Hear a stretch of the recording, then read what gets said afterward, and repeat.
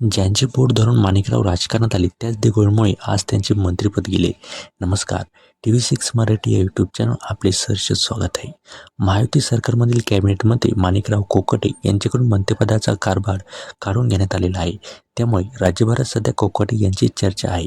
30 वर्षांपूर्वी माजी मंत्री तुकाराम दिघोळे यांनी कोकाटे यांच्या विरोधात एक तक्रार दाखल केली होती.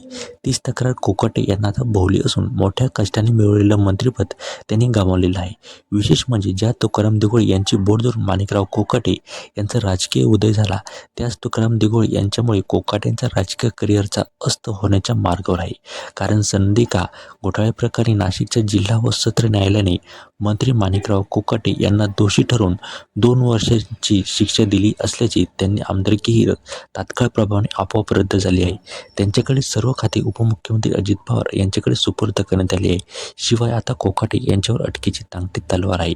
कोकाटे यांचे मंत्रिपद घालवणारे तुकाराम दिघोळे नाशिकच्या सिन्नर तालुक्यातील वजनदार नेते होते. सिन्नरच्या राजकारणात दिघोळे यांचे तब्बल 3 दशके वर्चस्व होते. याच दिघोळ्यांनी कोकाटे यांनाही राजकारणात मदत केली होती. दिघोळे यांनीच कोकाटे यांना पंचायत समिती सदस्य तसेच ZP सदस्य केले होते. तुकाराम दिघोळे हे 1985 मध्ये पहिल्यांदा आमदार झाले होते. त्यानंतर 1990 ते 1995 अशी सलग 3 वेळा ते आमदार झाले.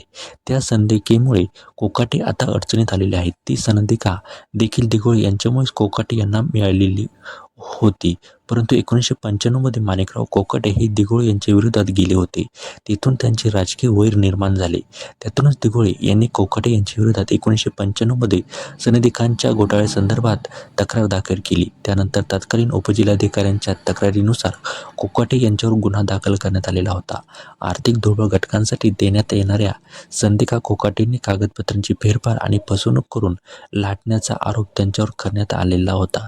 त्यानंतर माणिकराव कोकाटे यांनी 1999 ते 2004च्या निवडणुकांमध्ये सलग 2 वेळा दिघोळे यांचा पराभव केला. या दोन्ही निवडणुकांमध्ये सिन्नरकरांना कोकाटे व दिघोळे यांच्यातील टोकाचा संघर्ष पाहायला मिळाला. दोघांचे राजकीय संबंध त्यानंतर टोकाला गेलेले होते.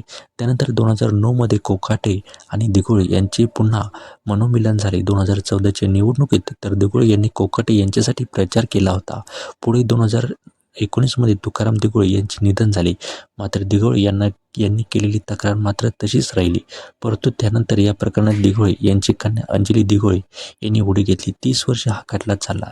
30 वर्षानंतर माणिकराव कोकाटे यांना 2 वर्षाचा तुरुंगवास आणि 10,000 रुपयांची शिक्षा इथे सुनावण्यात आलेली आहे.